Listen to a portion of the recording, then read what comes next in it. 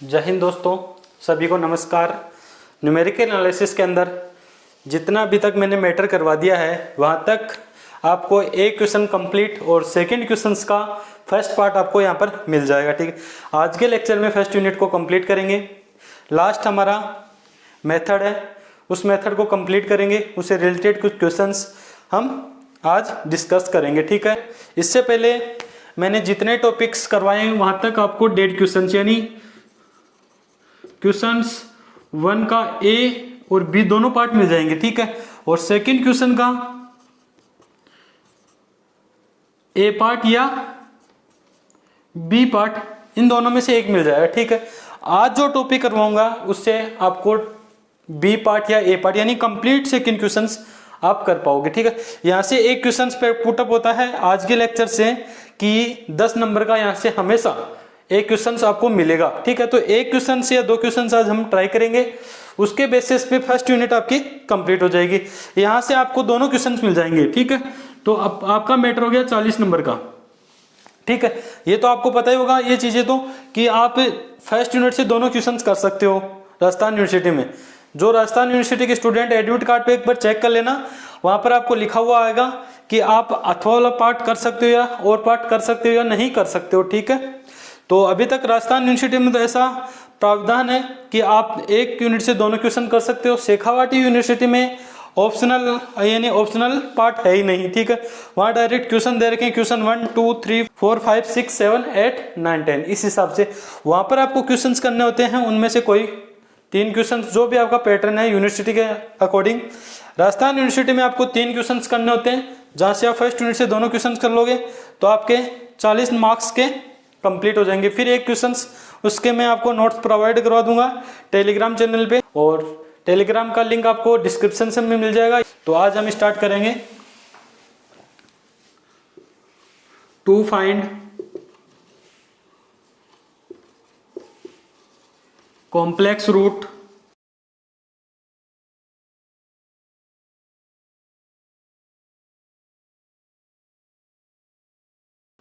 System of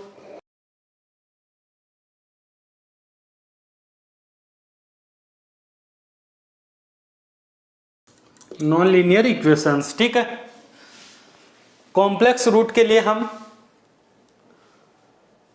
जो कि non linear equations होगी, ठीक है, उनके लिए हम आज कुछ डेरिवेशन, सबसे पहले इसका एक छोटा सा कैसे हम क्वेश्चंस करेंगे वो हम यहाँ पर डिस्कस करेंगे। और जिस भी मेरे दोस्त ने अभी तक चैनल को सब्सक्राइब नहीं किया है, सबसे पहले आप चैनल को सब्सक्राइब कीजिए और अपने दोस्तों के साथ वीडियो को अधिक से अधिक शेयर कीजिए।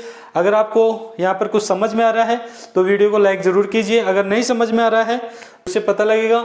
और कमेंट करके जरूर बताइए क्या चीज़ समझ में नहीं आ रहा, आपको कहाँ दिक्कत आ रही है। ठीक है,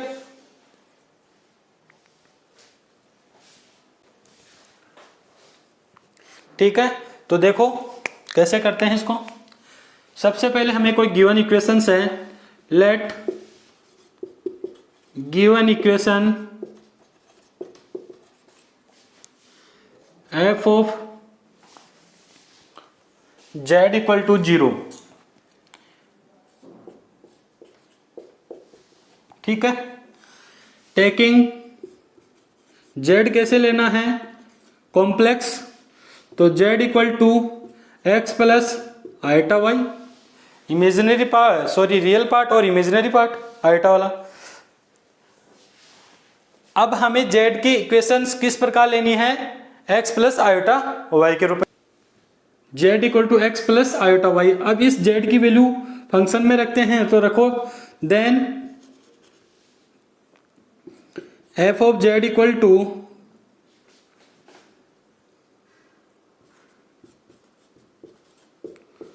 iota v x comma y equal में किसके है, 0 के। तो कॉम्प्लेक्स रूट में कैसे लिखेंगे, 0 प्लस आयोटा 0। अरे ये बात समझ में 0 को, तो ये किसका फंक्शन हो गया, सबसे पहले z डायरेक्टली u और v का फंक्शन हो गया। u और v किसका फंक्शन है, x कोमा y का। अरे ये बात समझ में यहाँ तक। सबसे पहले हमें गिवन इक्वेशंस में z इक्वल टू, अगर क्वेश्चंस में गिवन है तो उसको z के इक्वल में लिखेंगे। वहां से क्वेश्चंस में क्या दे रखा है, f ऑफ z पुट करेंगे। पुट करने के बाद क्या करेंगे, देखो आगे u equal to x comma y और v equal to v x comma y किसके इक्वल हो जाएगा, 0 के। यह बात आपको समझ में आ रही है। यही हम क्वेश्चंस में करेंगे। क्वेश्चंस जब हम करेंगे तो आपको पता लग जाएगा कि इस पैटर्न से हमें हर क्वेश्चंस को करना है। एक पैटर्न फिक्स पैटर्न रहेगा कि कॉम्प्लेक्स रूट कैसे फाइंड करते हैं नॉन लीनियर इक्वेशंस के लिए। न्यूटन रेफसन मेथड अगर क्वेश्चंस में गिवन है कौन से मेथड से करना है, न्यूटन रेफसन मेथड से भी कर सकते हो, इटरेशन मेथड से भी आप कर सकते हो। अब न्यूटन रेफसन का और इटरेशन मेथड का मैंने नॉन लीनियर इक्वेशंस के लिए से लास्ट वीडियो था उसमें मैंने आपको समझाया था कि न्यूटन रेफसन से और इटरेशन मेथड से नॉन लीनियर इक्वेशंस को कैसे सोल्व करते हैं, कैसे रूट फाइंड करते हैं। आ रही होगी बात समझ में यहाँ तक। अब आगे लिखो, which can be solved by Newton-Raphson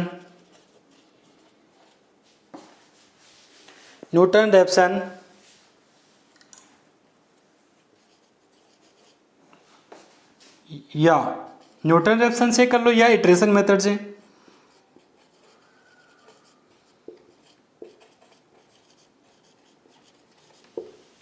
Newton रेफसन से इटरेशन मेथड के नॉन लीनियर इक्वेशंस को कैसे रूट फाइंड करते हैं पिछले वीडियो में मैंने आपको प्रीवियस वीडियो में मैंने ये समझा दिया है। आप यहाँ तक कंप्लीट आपको दोनों क्वेश्चंस मिल जाएंगे। अगर अच्छे से आप वीडियो देख रहे हो साथ के साथ क्वेश्चन सोल्व कर रहे हो तो कोई आपको दिक्कत नहीं होगी, ठीक है। सबसे पहले हमें जो इक्वेशन गिवन है उसे फंक्शन के एफ ऑफ जेड के रूप में लिखना है, ठीक है। लेकिन जो हम जेड लेंगे उसको फिर फंक्शन के अंदर रखेंगे। रखने के पश्चात जो इक्वेशन आएगी वहां से हम इमेजिनरी पार्ट तथा रियल पार्ट को अलग करेंगे, ठीक है। फिर हम इस इक्वेशंस को किस प्रकार सोल्व करेंगे, ये नॉन लीनियर इक्वेशन आ गए हमारे पास। फंक्शन u और v के रूप में है। u किसका फंक्शन है, x कोमा y का, और v किसका है, x कोमा y का, ठीक है। तो इन दोनों इक्वेशंस, ये कौन सी इक्वेशंस आ गए, नॉन लीनियर इक्वेशन।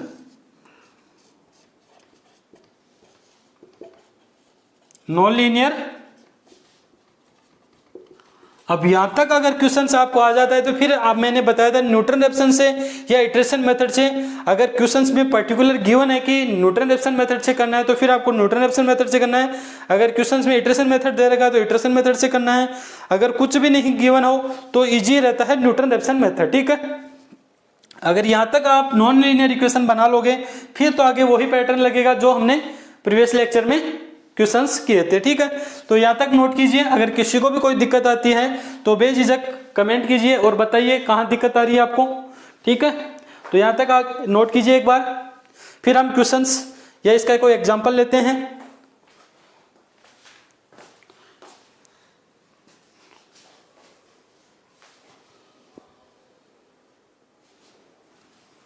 कर लिया होगा नोट यहाँ तक। वीडियो को आप एक तो शेयर नहीं करते हो, अपने दोस्तों के साथ वीडियो को शेयर कीजिए जो अभी फिलहाल एमएससी के अंदर हैं, उनके एग्जाम चल रही है तो उनको भी बेनिफिट हो जाएगा कि 2 क्वेश्चंस वो एक ही यूनिट से कर लेंगे, ठीक है। इधर उधर उनको भटकना नहीं पड़ेगा और आपको कंप्लीट मैटर यहाँ पर करवाया जाएगा, कोई दिक्कत नहीं है। फ्री ऑफ कॉस्ट आपके लिए ये चीज़ें उपलब्ध करवाई जाएगी। अगर कहीं भी आपको किसी भी सब्जेक्ट में कोई भी दिक्कत आती है तो कमेंट करके ज़रूर बताइए, उसकी सॉल्यूशंस हम आपके लिए लेकर आएंगे ज़रूर। तो यहाँ तक नोट कर लिया होगा आपने, और चैनल को सब्सक्राइब भी कर देना, साथ के साथ बेल आइकन प्रेस कर देना। जब भी मेरी नेक्स्ट क्लास आए तो आपको नोटिफिकेशन प्राप्त हो जाए।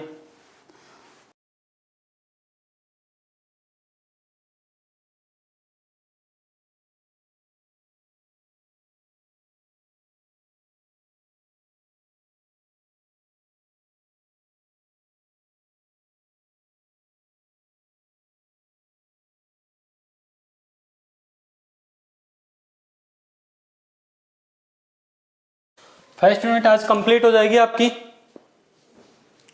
ठीक है। तो अब क्वेश्चंस करते हैं, इसका एक एग्जांपल लेते हैं। तो एग्जांपल ले लो इसका आप 2.49 पेज नंबर है 112 पे। यूज न्यूटन रेफसन मेथड, किसका दे रखा है इसमें, यूज करना है हमें न्यूटन रेफसन मेथड का to determine the complex root of the following equation. हमें इक्वेशन दे रखी है, उसके हमें कॉम्प्लेक्स रूट क्या करना है, फाइंड करने हैं। Using initial approximation as root as हमें दे रखा है, जेड नोट दे रखा है 1/2 1 प्लस आयोटा। ठीक है, ये क्वेश्चन बहुत अच्छा है, बहुत बार एग्जाम में आया है, इस बार इसके आने के चांस बहुत ज्यादा है, तो ये क्वेश्चंस भी आप कर लोगे अच्छे से। तो ऐसा कोई भी क्वेश्चन आए कॉम्प्लेक्स रूट्स फाइंड करने का, आप वो क्वेश्चन अच्छे से कर लोगे। ठीक है, तो लिखो सबसे पहले हमें इक्वेशन दे रखी है, क्वेश्चन एग्जांपल नंबर है 2.49 और इक्वेशन दे रखी है हमें z² प्लस 1 इक्वल टू 0 और साथ ही में हमें बता रखा है कि यूज करना है initial approximation to root z not equal to दे रखा है 1/2 1 प्लस आयोटा। ठीक है, अब हमें इसमें न्यूटन रेफसन मेथड का यूज करते हुए कॉम्प्लेक्स रूट फाइंड करने हैं। ठीक है, तो करो स्टार्ट करते हैं, लिखो सॉल्यूशन। सबसे पहले मैंने क्या बताया था, गिवन इक्वेशंस को एफ ऑफ जेड के फंक्शन के रूप में लिखेंगे, तो लिखो f of z equal to z² plus 1। हर ये बात समझ में। अब क्या लेंगे, taking z equal to x plus iota y. हम z कॉम्प्लेक्स रूट ले रहे हैं, वो क्या होता है, real part plus imaginary part. तो मैंने z equal to x plus iota y ले लिया, पुट कीजिए यहां value, f of z equal to क्या हो जाएगा बताओ, एक्स प्लस आयोटा वाई का स्क्वायर प्लस 1। आ रही है बात समझ में, सोल्व कीजिए इसे, x square plus y square, iota का स्क्वायर क्या होता है -1, तो वाई स्क्वायर, तो वाई स्क्वायर माइनस में आ जाएगा, प्लस 2x आयोटा बाहर y 2xy होता है प्लस 1। रियल पार्ट को एक साइड में ले लो, x² minus y square plus 1 plus iota 2xy। ये क्या हो गया आपका एफ ऑफ जेड हो गया। किसके इक्वल है, 0 के इक्वल है, 0 प्लस आयोटा 0 के। कंपेयर करो यहां से, तो ये क्या हो जाएगा बताओ, x² minus y square plus 1 किसके इक्वल, 0 के इक्वल, और 2xy किसके इक्वल आ जाएगा, 0 के इक्वल। बताओ यहां तक किसी भी स्टूडेंट्स को कोई प्रॉब्लम क्या। अब हमारे पास दो इक्वेशंस बन गई, नॉन लीनियर इक्वेशंस बन गई। ठीक है, तो अब हम इसे न्यूटन रेफसन मेथड से कर सकते हैं, जैसे हमने प्रीवियस वीडियो में किया था कि नॉन लीनियर इक्वेशन का न्यूटन रेफसन मेथड से कैसे रूट फाइंड करते हैं। आ रही है आपकी बात समझ में, तो यहां तक नोट कीजिए आप, तो यहां तक नोट कर लिया होगा। बताओ यहां तक किसी को कोई दिक्कत क्या। सबसे पहले हमें गिवन इक्वेशंस को एफ ऑफ जेड के रूप में लिखना है, फिर हमें z equal to x plus iota लेना है। हर क्वेश्चन में यही पैटर्न रहेगा। ठीक है, फिर हमें यहां तक नॉन लीनियर इक्वेशन बनानी है। अब वही पैटर्न चलेगा जो हमने प्रीवियस वीडियो में जो क्वेश्चंस किए थे, उसी के पैटर्न से हम क्वेश्चंस को सोल्व करेंगे। ठीक है, तो यहां तक नोट कर लिया होगा।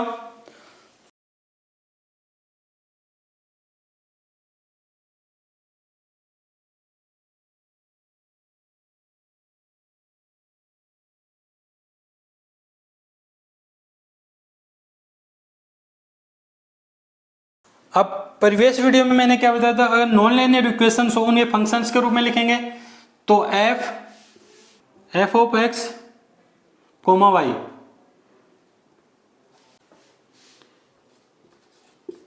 किसके इक्वल है, x² minus y square plus 1 के इक्वल है, और g of x comma y किसके इक्वल है, 2xy के इक्वल है। बात समझ में आ रही होगी यहां तक। अब हमें क्या फाइंड करना है बताओ, उसकी इक्वेशंस में प्रीवियस वीडियो में मैंने क्या बताया था। सबसे पहले अब एक चीज और, यहां इनिशियली रूट क्या है बताइए, जेड नोट दे रखा है, तो इनिशियली रूट क्या आएंगे बताइए, 1/2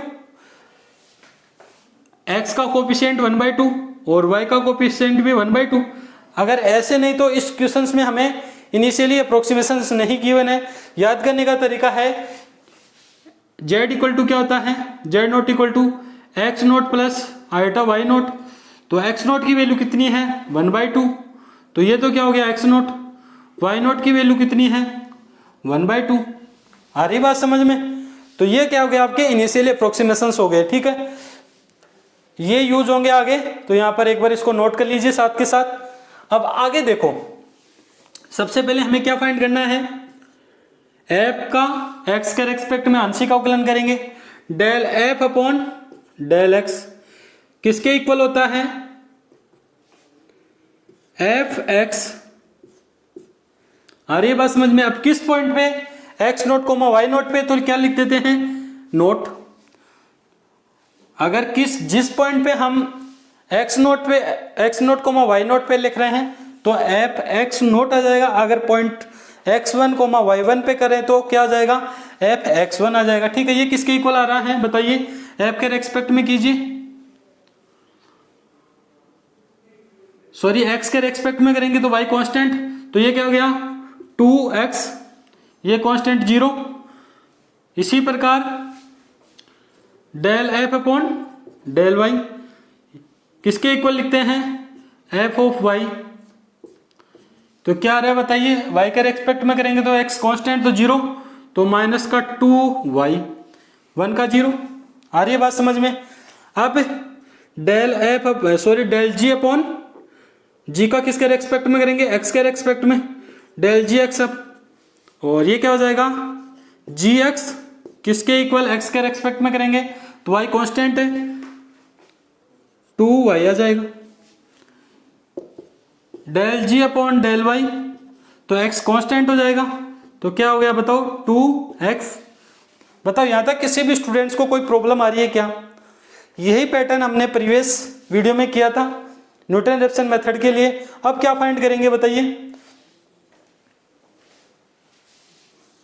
बताइए क्या फाइंड करेंगे, x naught comma y naught पे f x f y g x और जी वाई फाइंड करेंगे। ठीक है, तो बताइए कितना आ रहा है, एफ एक्स नोट। अगर यहां पर मैं एक्स नोट की वैल्यू पुट करता हूं 1/2, कितना आ रहा है 1/2 पुट करते ही 1 आ जाएगा। इसी प्रकार एफ वाई कितना आ रहा है बताइए, 1/2 पुट कीजिए यहां, ये रहा माइनस का, तो -1 आ जाएगा। इसी प्रकार जी x naught y naught put करेंगे तो क्या आएगा बताओ 1। जी वाई नोट, अगर यहां पर एक्स नोट पुट करेंगे तो बताओ क्या आएगा 1। तो बताओ यहां तक किसी भी स्टूडेंट्स को कोई प्रॉब्लम है क्या? नहीं ना? तो आगे करते हैं हम, लिखो। तो देखो आगे, फर्स्ट अप्रोक्सीमेशन,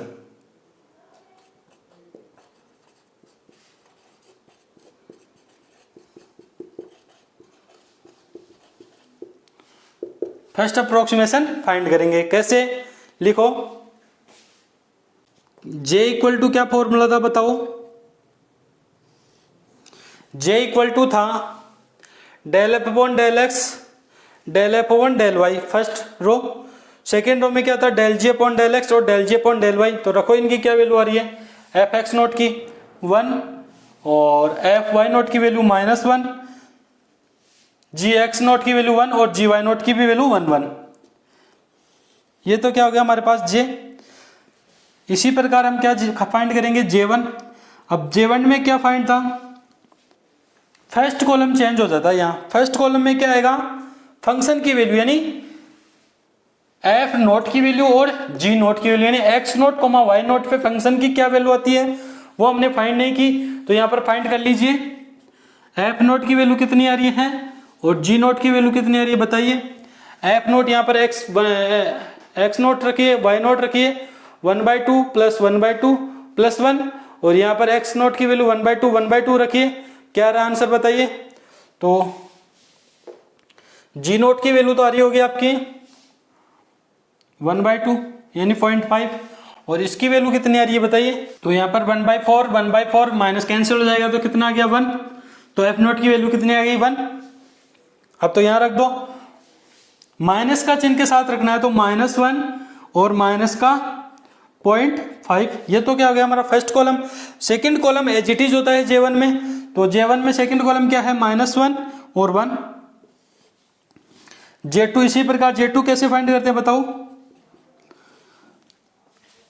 अब यहां पर फर्स्ट कॉलम चेंज किया था, अब क्या करना है J2 में सेकंड कॉलम चेंज करना है, first column as it is, तो फर्स्ट कॉलम क्या है 1 1 और सेकंड कॉलम क्या आएगा, जो J1 का फर्स्ट कॉलम है वो क्या हो जाएगा J2 का सेकंड कॉलम, तो -1 और माइनस के 0.5, ये आपका क्या हो गया J2 हो गया। बताओ यहां तक किसी स्टूडेंट्स को कोई प्रॉब्लम क्या, नहीं ना।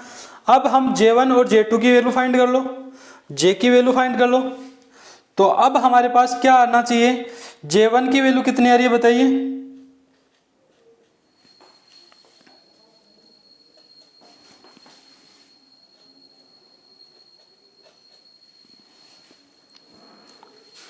वन और माइनस माइनस क्या हो गया +1, तो ये तो J की वैल्यू तो कितनी आ गई 2।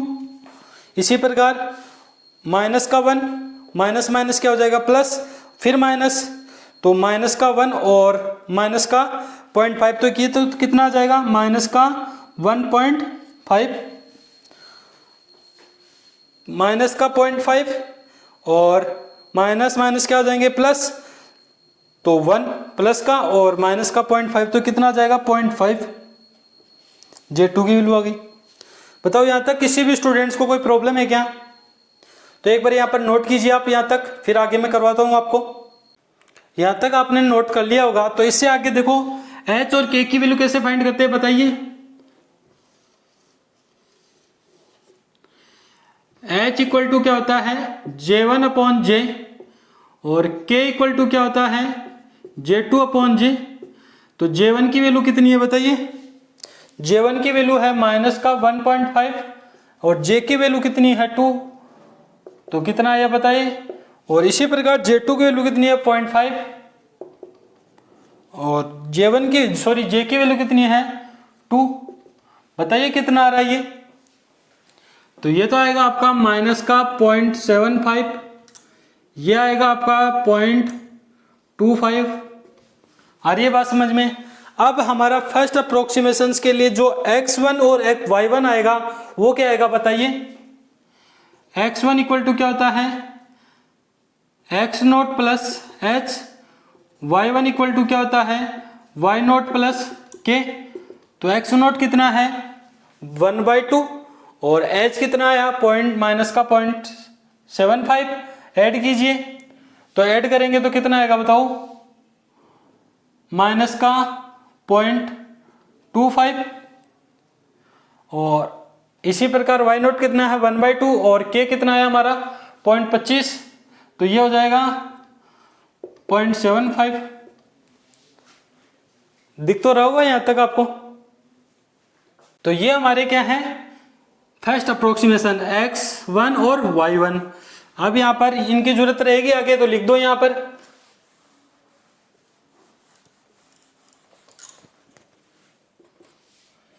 x1 तो आया हमारा माइनस का 0.25 और y1 कितना आया है 0.75। आ रही होगी बात समझ में यहां तक।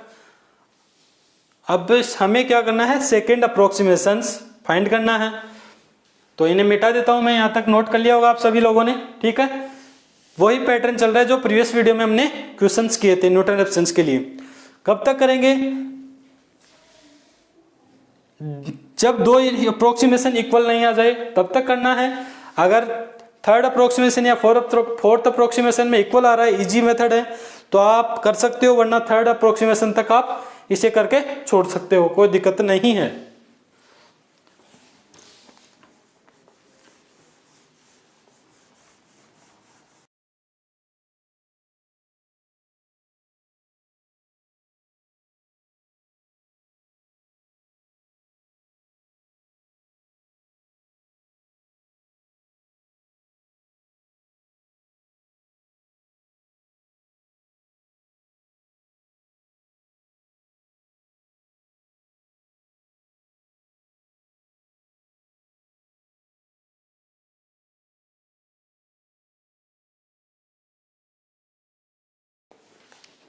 तो आगे लिखो सेकेंड अप्रोक्सीमेशन।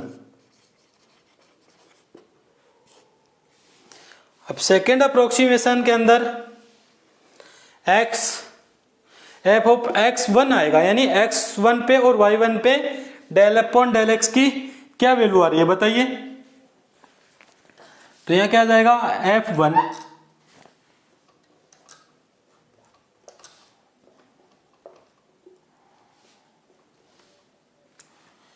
x1 की वैल्यू कितनी आ रही है बताइए। यहां पर पुट कीजिए, x1 की वैल्यू है माइनस का 0.25, तो ये कितना आ गया बताइए, माइनस का 0.5 आ जाएगा। और इसी प्रकार fy1 ये कितना आ रहा है, y0 की वैल्यू कितनी है 0.75 माइनस का 1.5, और ये वैल्यू आएगी आपकी 1.5।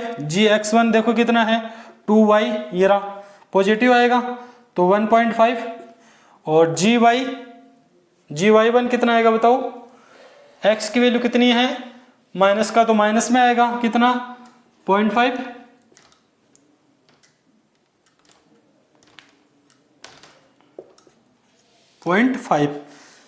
f की वैल्यू कितनी आएगी बताइए, ये रहा x0 y0 पे 0.25 का स्क्वायर माइनस में है पॉजिटिव हो जाएगा, y का वैल्यू है 0.75 का स्क्वायर प्लस 1 ऐड कीजिए, बताइए कितना आ रहा है। और इसी प्रकार g1 की वैल्यू कितनी आ रही है बताइए, यहां से x1 की वैल्यू और y1 की वैल्यू पुट कीजिए। तो f1 की वैल्यू आ रही है आपकी 0.5 और g1 की वैल्यू आ रही है 37500, ठीक है। अब यहां पर पुट कीजिए, fx1 की वैल्यू 0.5,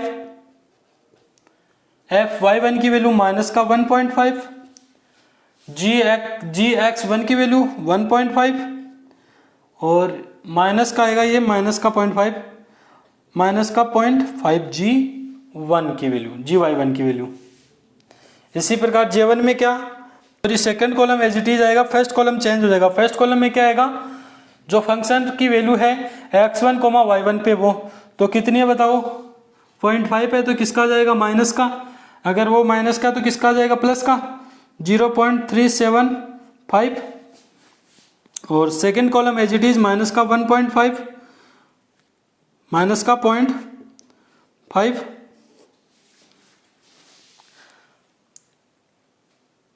इसका फर्स्ट कॉलम, इसका सेकंड कॉलम J2 का, और J1 का first column as it is रहेगा माइनस का 0.5 1.5 माइनस का 0.5 0.375। अब J1 और J2 की वैल्यू फाइंड करके बताइए।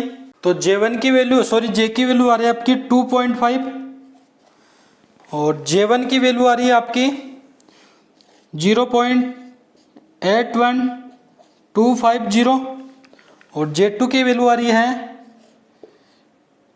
0.56250।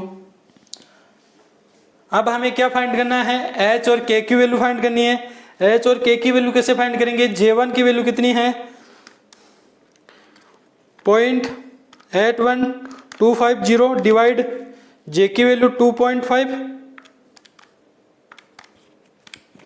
यह आ रही है आपकी 0.325। J2 की वैल्यू आ रही है 0.56250 डिवाइडेड बाई 2.5, तो यह आ रहा है आपका 0.225 x1, और अब x2 हो जाएगा, यहाँ y2 की वैल्यू फाइंड करेंगे सेकेंड अप्रोक्सीमेशन के लिए, x2 y2 x1 plus h y1 plus h। तो x1 कितना है बताइए, ये किसकी वैल्यू आई है k2 की वैल्यू आई है, तो k किस में ऐड करना है y1 में, तो y1 कितना बताइए प्लस y1 की वैल्यू ये रही 0.75 तो ये तो आ गया आपका 0.975 और x2 की वैल्यू कितनी है माइनस का 2.5 प्लस h कितना है 0.325 ऐड किया तो ये आ गया आपके पास 0.075। आ रही है बात समझ में। x2 और y2 हमने फाइंड कर लिया। यहाँ तक आप नोट कीजिए। अगर किसी भी स्टूडेंट्स को कोई भी प्रॉब्लम हो तो कमेंट करके ज़रूर बताइए। नेक्स्ट क्लास में अब तो अगर आपकी कमेंट आएंगे, अगर प्रॉब्लम आएंगी तो नेक्स्ट क्लास इसकी डाउट क्लास ले लेंगे, वरना सेकेंड यूनिट इसमें स्टार्ट करेंगे। ठीक है, तो आप जो भी आपको प्रॉब्लम आए वो कमेंट करके ज़रूर बताना, तो इसकी एक प्रॉब्लम क्लास यहाँ पर कर लेंगे। जिन विद्यार्थियों को जो भी क्वेश्चंस में प्रॉब्लम आएगी वो क्वेश्चंस हम बोर्ड पर कर लेंगे। ठीक, डिस्कस करेंगे। ठीक है, तो यहाँ तक नोट कीजिए आप।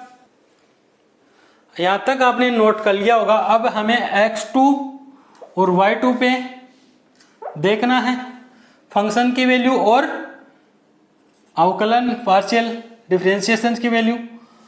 ये कितने आ रहे हैं बताइए। चेंज कर x2 की वैल्यू और y2 की वैल्यू नोट कर लिए। 0.075, यह आ रहा है 0.975। ठीक है, मिटा रहा हूं मैं इसको, साथ के साथ आप भी नोट करते रहना।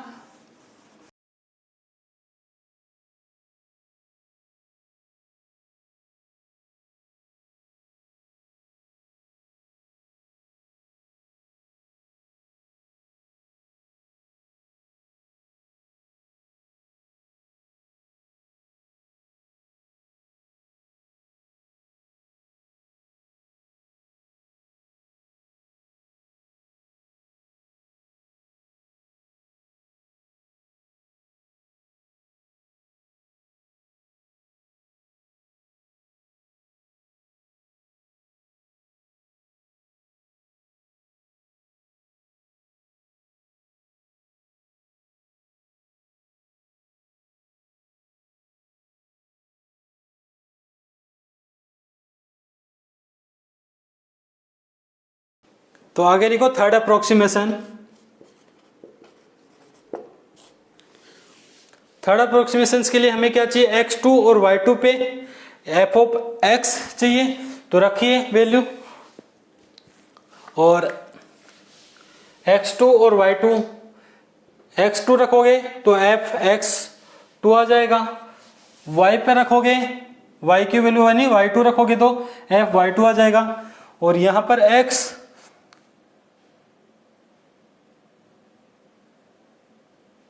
gx2 और gy2 की वैल्यू, f2 की वैल्यू और g2 की वैल्यू फाइंड कीजिए। कितनी आ रही है बताइए मेरे, मैं भी आपके साथ कर रहा हूं सोल्व। तो x2, y2 पर fx की वैल्यू क्या आ रही है बताइए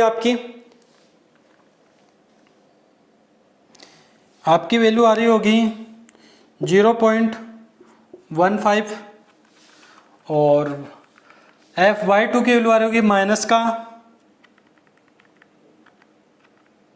1.95 gx2 की वैल्यू और gy2 की वैल्यू 0.15। f2 की वैल्यू आ रही होगी आपके पास 0.055, ध्यान रखना ये चीज। और G2 की वैल्यू आ रही होगी आपके पास 0.14625। J1 के J के रूप में लिखिए, डिटरमिनेंट बनाइए। 0.15 माइनस का 1.95, 0.15, ये तो J1 हो गया। और J1 क्या होगा, माइनस का 0.055 माइनस का 0.14625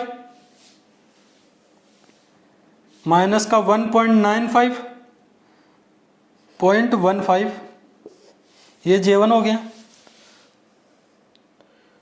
0.15 1.95 माइनस का 0.055 और माइनस का 0.14625, ये क्या हो गया, J2 हो गया आपका।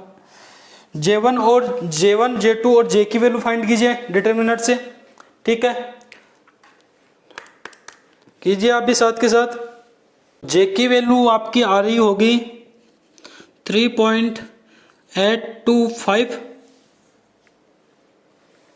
और J1 की वैल्यू आपकी आ रही होगी माइनस में 0.07672 और J2 की वैल्यू आ रही होगी आपकी पॉजिटिव में 0.08531, ठीक है। अब हमें H और K की वैल्यू फाइंड करनी है। J1 की वैल्यू है माइनस का 0.07672, डिवाइड कीजिए 3.825 से, तो माइनस की वैल्यू आएगी 0.7672 और K की वैल्यू, J2 की वैल्यू है 0.08531, डिवाइड कीजिए 3.825 से, तो ये आएगी आपकी वैल्यू 0.2230। चेक करना, अगर कहीं मिस्टेक हो तो जरूर बताना।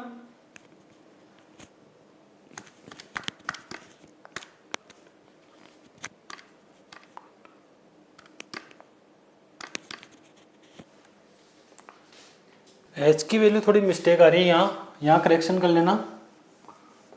अगर कैलकुलेशन में कहीं भी दिक्कत आए आपको तो माइनस का 0.02006 ये आ रहा है, ठीक है। आप भी चेक करना, अगर कैलकुलेशन में कहीं भी मिस्टेक आती है तो कमेंट करके ज़रूर बताना, ठीक है। यहाँ तक नोट कर लिया होगा आप सभी लोगों ने। अब x2 की वैल्यू बताइए। x2 में h प्लस x1, अब हमारा कौन सा अप्रोक्सीमेशन चल रहा है, थर्ड, तो x2 नहीं आएगा x3 आएगा, ठीक है। यहाँ x3, तो x3 और y3 फाइंड करेंगे, तो x2 प्लस h और y2 प्लस k ये आएगा। x2 की वैल्यू आ रही है हमारी माइनस का 0.02006, इसमें ऐड क्या करना है, h की वैल्यू, सॉरी x2 की वैल्यू प्लस x2 की वैल्यू कितनी है 0.075, ऐड कर रहे हैं तो इसकी वैल्यू आ रही है 0.05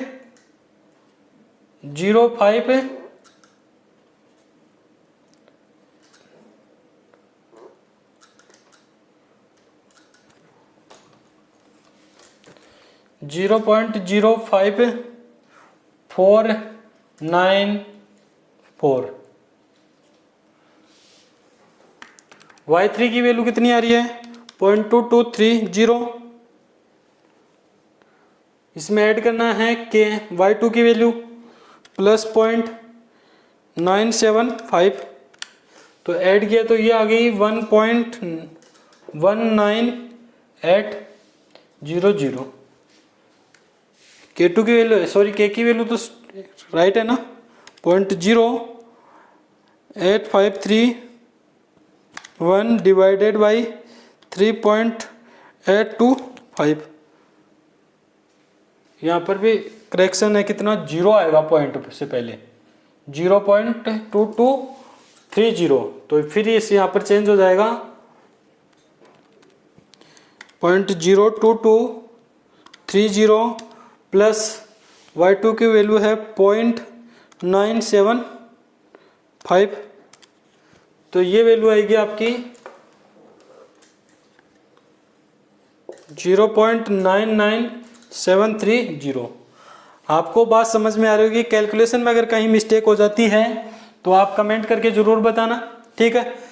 कैलकुलेशन में मिस्टेक कब नहीं होगी, जितनी ज़्यादा आप प्रैक्टिस करोगे तो ही कैलकुलेशन में मिस्टेक नहीं होगी, वरना एग्जाम में कैलकुलेशन में मिस्टेक होने के चांस बहुत ज़्यादा होते हैं, ठीक है। तो आप कैसे ही नंबर कट जाएंगे, वरना यह एक ऐसा पेपर है जो बहुत ईजी है, जिसमें आप पूरे मार्क्स ला सकते हो, ठीक है। तो यहाँ तक नोट कीजिए, फिर मैं इसको रब करता हूँ। अब हमने थर्ड अप्रोक्सीमेशन कर लिया, ठीक है। अब हमारी वैल्यू आ रही है x3 की ये और y3 की वैल्यू आ रही है 0.99730। अगर हमें क्वेश्चंस में नहीं दे रखा कि कितने अप्रोक्सीमेशन तक क्वेश्चंस को करना है, तो हम 3 अप्रोक्सीमेशन तक क्वेश्चंस को करेंगे, 3rd अप्रोक्सीमेशन तक, ठीक है। अगर क्वेश्चंस में गिवन है तो हम वहीं तक करेंगे, ठीक है। फिर हम इस क्वेश्चंस को कैसे लिखेंगे लास्ट में बताओ। ये x की वैल्यू ये है, x3 की वैल्यू कितनी 0.05495 plus iota, imaginary part y3 है, आयोटा 0.99730, ये कौन सा पार्ट है, इमेजिनरी पार्ट। तो जो हमारे रूट आएंगे कॉम्प्लेक्स रूट वो इस प्रकार आएंगे, ठीक है। और अदर कॉम्प्लेक्स रूट क्या आएगा, पॉजिटिव के स्थान पे नेगेटिव आ जाएगा, यानी साइन चेंज हो जाएगा, प्लस के स्थान पे क्या आ जाएगा, माइनस आ जाएगा।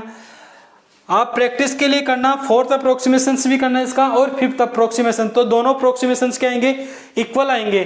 तो जो आपके आंसर आएंगे वो क्या आएंगे, 0 प्लस आयोटा, यानी x4 और 5 की वैल्यू 0 आएगी, और y4 और y5 की वैल्यू कितनी आएगी, 1 आएगी। तो फिर यहां से क्या लिख सकता हूं मैं, 0 प्लस आयोटा, और अदर कॉम्प्लेक्स रूट क्या हो जाएगा दूसरा, 0 माइनस का आयोटा, ठीक है। इस प्रकार आप प्रैक्टिस करोगे तो ये क्वेश्चंस एग्जाम में 100% आता है। इसी प्रकार का क्वेश्चन आएगा और इसके आने के चांस बहुत ज्यादा है, क्योंकि इसमें आपको इनिशियली अप्रोक्सीमेशंस नहीं गिवन है। यहां से हमें फाइंड करना है इनिशियली अप्रोक्सीमेशन, यानी जेड नोट से। जेड को हम किस प्रकार लिखते हैं, x प्लस आयोटा वाई के रूप में, तो x naught plus iota Y naught, तो x नोट और y नोट यहां से हमने फाइंड कर लिया। x नोट कितना आएगा 0.5 और y नोट भी कितना आएगा 0.5, ठीक है। तो ये ध्यान रखने की चीजें हैं, एग्जाम में आपको नहीं समझ में आएगी अगर प्रैक्टिस नहीं करोगे। तो एग्जाम में अगर ये क्वेश्चन आता है तो बहुत इजी है, इसमें कैलकुलेशन भी ज्यादा नहीं है। तो आपको x4 x5 इक्वल दिखा के 0 प्लस आयोटा और 0 माइनस आयोटा यहां तक आपको इस क्वेश्चन को करना है, ठीक है। मैंने प्रैक्टिस बहुत ज्यादा करवा दी है, इससे पिछले प्रीवियस लेक्चर में भी मैंने न्यूटन रेफसन से 2-3 क्वेश्चंस करवाए थे, और आज भी मैंने न्यूटन रेफसन से कंप्लीट क्वेश्चंस करवा दिया, ठीक है। यहाँ तक बताओ किसी भी स्टूडेंट्स को कोई प्रॉब्लम है क्या, तो आप मन लगा के स्टडी कीजिए। आज हमारी फर्स्ट यूनिट कंप्लीट होती है, ठीक है। अब नेक्स्ट यूनिट हम स्टार्ट करेंगे, तो यहाँ से आपको दोनों क्वेश्चंस मिल जाएंगे, अच्छे से तैयारी कीजिए। अभी आपके एग्जाम शायद 2 सितंबर की होगी, तो आप तब तक के लिए अच्छे से प्रैक्टिस कीजिए। अगर कोई भी दिक्कत आती है तो कमेंट करके जरूर बताइए। तो तब तक के लिए आप अच्छे से पढ़िए। जय हिंद, जय भारत।